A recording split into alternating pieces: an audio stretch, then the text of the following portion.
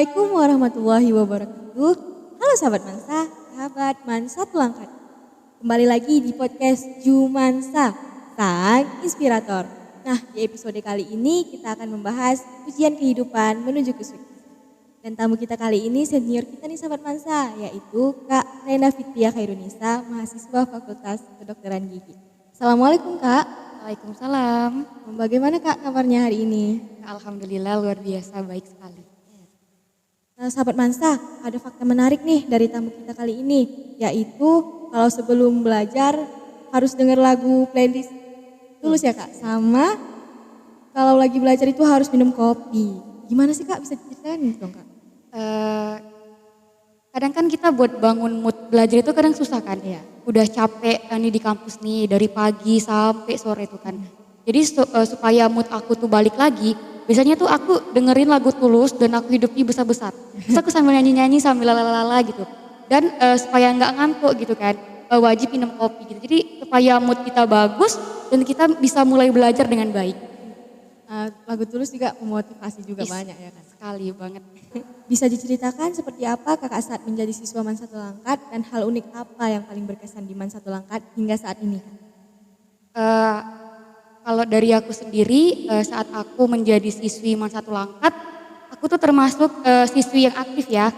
Banyak ikut kegiatan kayak pramuka. Aku juga dulu bendahara OSIM dan aktif di kegiatan dan lomba pramuka. Aku juga dulu sering ikut lomba puisi, pidato dan menulis cerpen dan lomba syarhil.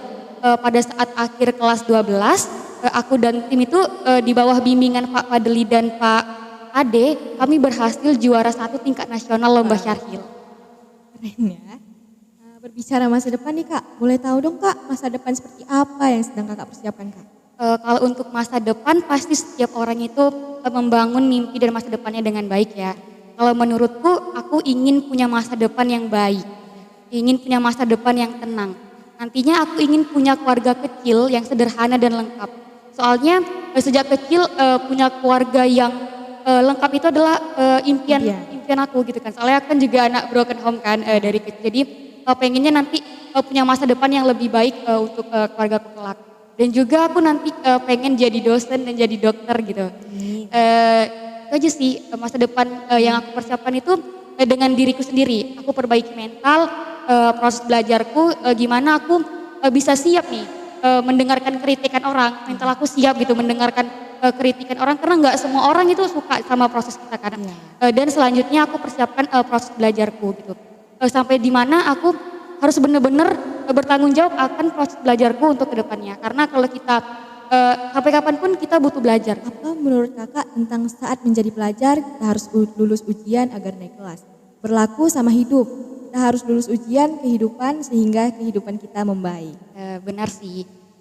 Ujian kehidupan, kita berbicara tentang ujian kehidupan. Kita harus melewati satu rintangan, kita harus melewati fase di mana kita benar-benar jatuh, di mana tuh kita benar-benar pengen nyerah gitu kan. Untuk bisa melanjutkan kehidupan yang lebih baik. Nah biasanya kita tuh sering kali kan menyamakan proses orang dengan proses kita, ujian orang dengan ujian kita gitu. Kadang ada orang di sekolah 1 kali ujian nilainya bagus, ada juga orang yang 2-3 kali remedial baru ujiannya bagus. Mereka belajar dari kesalahan baru memperbaiki, setelah itu dapat nilai yang baik. Kan. Kadang kita juga suka nih mencelah kehidupan kita sendiri, marah sama Allah gitu kan. Kenapa Tuhan kasih cobaan ke kita gitu? Kenapa enggak orang gitu kenapa enggak orang lain aja gitu kan? Kan masih ada orang lain yang lebih mampu daripada kita. Kita tuh boleh sedih, boleh marah, boleh kecewa, tapi kita tidak boleh menghardik diri kita bahkan hidup kita sendiri gitu.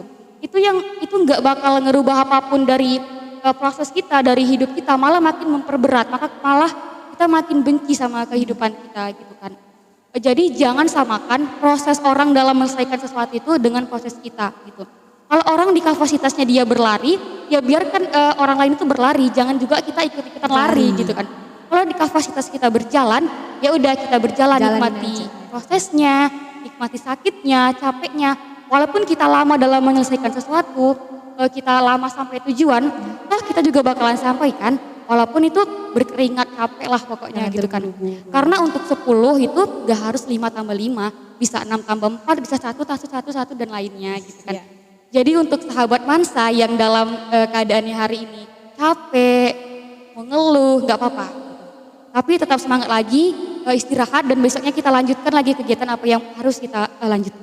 Mohon maaf Kak, menurut kabar saat kakak kelas 12 orang tua kakak meninggal ya. Berarti mohon maaf nih Kak, saat itu kakak yatim ya? Iya, tepatnya ayah aku yang meninggal di saat aku baru naik kelas 12. Nah, apa yang kakak rasain tuh gimana Kak? Dan apakah berpengaruh terhadap keseharian dan kebiasaan kakak? Yang aku rasakan pasti tuh aku sangat sedih ya, terpukul, merasa kehilangan. Apalagi tuh aku deket banget ya sama ayahku, semua hal aku ceritakan ke ayahku. Cita, cinta, mimpiku tuh aku semua cerita ke ayahku. Pokoknya ayahku adalah memoriku gitu kan. Waktu itu pasti sih proses belajar itu terganggu, gitu. Aku jadi males. Aku udah nggak punya harapan lagi, udah nggak punya mimpi lagi lah kayak apalagi sih yang mau dilanjutin gitu, siapa lagi yang mau dibanggain kalau nggak ayahku. Tapi aku kembali semangat lagi. Aku ingat kata ayahku bahwa mimpi itu bukan hanya untuk orang yang punya uang, tapi orang yang punya waktu. Punya waktu untuk tidur dan istirahat melanjutkan mimpinya, dan punya waktu untuk bangun, untuk mengejar dan melanjutkan proses mimpinya. Nah kalau boleh tahu Kak, meninggalnya sakit atau apa? Iya, ayahku udah sakit diabetes ya, udah 10 tahun gitu. Nah, di antara kami pasti ada Kak yang kondisinya mirip seperti kakak. Boleh tahu dong Kak, bagaimana cara kakak menguatkan diri sehingga menjadi pribadi yang tangguh seperti ini? Untuk menguatkan diri, awalnya aku juga sama gitu kayak yang lain. Aku tuh benci hidupku, aku nggak suka hidupku karena aku dari kecil tuh kayak ayah dan ibuku tuh pisah gitu kan. Jadi aku lebih dekat sama ayahku. Aku tinggal sama ayahku, kayak ayahku tuh harapan satu-satunya gitu kan. Gak punya harapan lagi, gak punya nopang lagi setelah dia udah pergi gitu kan. Tapi aku percaya bahwa sesuatu yang diambil itu akan digantikan yang lebih baik gitu. Bukan berarti ayahku tuh gak baik gitu kan. Ayahku adalah manusia terbaik versi untuk diriku sendiri gitu. Jadi dengan baiknya tuh Allah itu mengambil ayahku tapi meninggalkan semangat juang ayahku, meninggalkan kepintaran ayahku, dan meninggalkan senyum ayahku tuh ke diriku. Jadi yang buat aku semangat tuh ayahku gitu, aku harus nunjukin ke orang-orang gitu bahwa ayahku itu selama ini berhasil mendidikku menjadi seorang anak yang baik gitu. Dan untuk supaya aku kuat lebih ke ikhlas aja gitu. Karena untuk manusia yang masih bernafas, untuk manusia yang hidup, ya tetap harus melanjutkan hidupnya apapun ceritanya. Bisa dikatakan Kak, saat ini kakak adalah calon dokter gigi kan Kak? Amin. Bisa diceritakan bagaimana kakak bisa sampai di titik ini, kenapa kakak memilih menjadi dokter gigi? Mungkin setelah ayahku meninggal, aku tuh udah nggak punya harapan lagi tuh ya. Udah nggak pengen kuliah, pengennya kayak udah males-malesan gitu kan. Tapi karena ingat kan nasihat ayahku tadi, ya udah aku semangat lagi tuh. Bahwa ketika aku memilih kedokteran gigi itu adalah pilihan yang salah gitu. Karena di status ekonomi tuh aku jauh banget, lagi jatuh banget gitu. Dan udah gak ada lagi yang cari nafkah gitu. Siapa yang mau bayarin kuliah di kedokteran gigi yang mahal itu kan. Terus aku berdiskusi sama keluarga dan alhamdulillahnya keluarga aku mendukung tanpa mencercaku gitu kan. Terus aku minta sama Allah, aku rajin sholat tahajud gitu, cerita sama Allah, minta petunjuk. Dan akhirnya sampai saat ini pilihan kedokteran gigi itu menjadi pilihan yang tepat untuk aku dan masa depan. Seperti apa asiknya kegiatan calon dokter gigi Kak? Dan bagaimana kesehariannya, bagaimana belajarnya, dan apa saja yang Di dipelajari? kedokteran gigi itu sangat asik ya, walaupun sulit, sangat rekomendasi untuk sahabat Mansa yang mau melanjutkan pendidikannya ke kedokteran gigi gitu ya. Kalau ada orang yang bilang, ih kedokteran gigi kan mudah, belajar gigi aja, itu bohong teman-teman. Karena sebenarnya di kedokteran gigi itu kami sama seperti kedokteran pada umumnya. Kami belajar histologi, kami belajar biokimia, kami belajar fisiologi, belajar farmakologi dan anatomi gitu. Jadi sama sih standarnya tetap belajar tubuh juga gitu. Tapi asiknya di kuliah kedokteran gigi ini kita benar-benar terjun ke lapangan, kita benar mencetak gigi, kita membuat kavitas pada gigi gitu kan. Dan asiknya ke belajarnya sih. Kami kan ujian tuh setiap bulan kan. Ada post test, ada pre test, ada ujian skills lab, ada ujian OSCE gitu kan.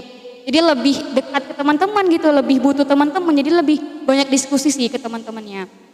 Nah, terus selain kuliah aja tuh kan kita kadang bosen ya, boring, udah capek gitu kan.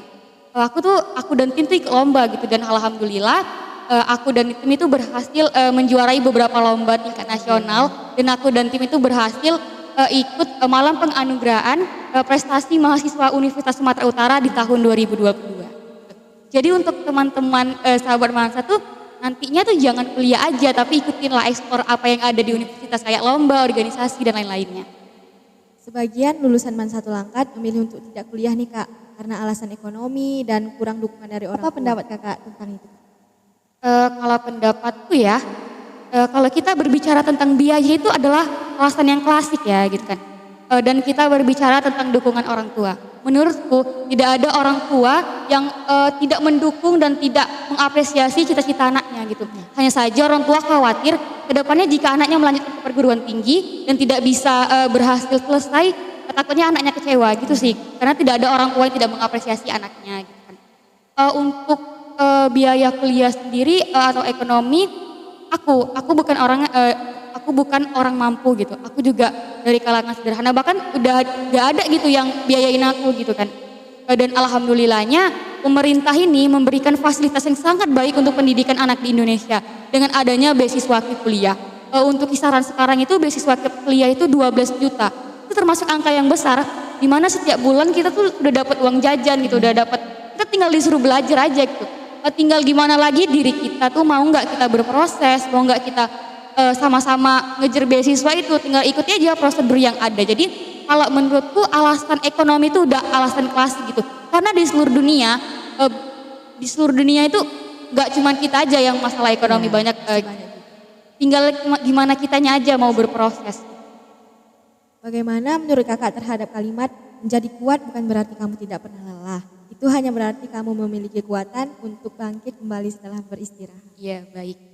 Menurut aku dan mungkin kita sependapat ya sahabat Mansa bahwa di dunia ini adalah tempatnya lelah, tempatnya mengeluh ria, tempatnya capek, tempatnya nangis gitu. Ya kalau lelah kita istirahat boleh kok, nggak dimarahi juga, nggak motong waktu gitu kan. Dan kalau misalnya makanya diciptakan itu pagi dan malam di mana kita bisa beristirahat dan beraktivitas gitu kan. Jadi kalau misalnya sahabat Mansa capek, aku istirahat gitu. Duduk. Kalau misalnya duduk nggak bisa mengatasi masalah, kita boleh istirahat, boleh tidur gitu, boleh rebahan, boleh tata kembali isi hati, tata kembali isi kepala, tenangkan sejenak gitu kan. Bilang kepada diri sendiri untuk bangun besok dan katakan kita berjuang sama-sama, kita berusaha sama-sama karena nggak ada loh yang bisa nolong kita kecuali diri kita sendiri. Jadi katakan pada diri setiap bangun tidur apa yang sudah kita ambil hari ini, apa yang sudah kita pilih hari ini harus wajib hukumnya kita selesaikan hingga akhir. Seperti tahun sebelumnya, tahun ini juga banyak siswa kelas 12 yang ingin melanjutkan ke kedokteran gigi seperti Kakak nih Kak. Apa trik andalan Kakak saat kelas 12 dulu sehingga dapat diterima di fakultas tersebut? Aku luluskan jalur. Aku kan lulusnya jalur SNMPTN gitu kan, jalur nilai rapot. Dan aku tuh bukan orang yang pinter-pinter banget kayak teman-temanku. Soalnya banyak gitu kan teman-teman di kelasku angkatan 2021 anak IPA 1 tuh pinter-pinter semua gitu anak-anaknya. Jadi yang aku andalkan itu adalah di prestasi non akademik. Kayak aku aktif lomba, aku ikut lomba karena nilai aja kita tuh nggak cukup gitu untuk mendaftar di fakultas atau perguruan tinggi gitu kan. Karena untuk nilai aku tuh kalah jauh sih sama teman-teman angkatan di fakultas kedokteran gigi tuh aku kalah jauh. Aku kebantu sama saat mendaftar tuh aku kebantu sama sertifikatku gitu. Jadi benar-benar sertifikat itu membantu kita untuk melanjut ke perguruan tinggi. Jadi untuk teman-teman atau sahabat Mansa lagi belum telat, ayo kita latih kepercayaan diri kita, latih kebiasaan kita tuh untuk ikut lomba gitu karena sertifikat itu benar-benar membantu. Dan untuk teman-teman yang nantinya wallahu alam nggak lolos SNMPTN jangan bersedih, masih ada jalur yang lain gitu kan.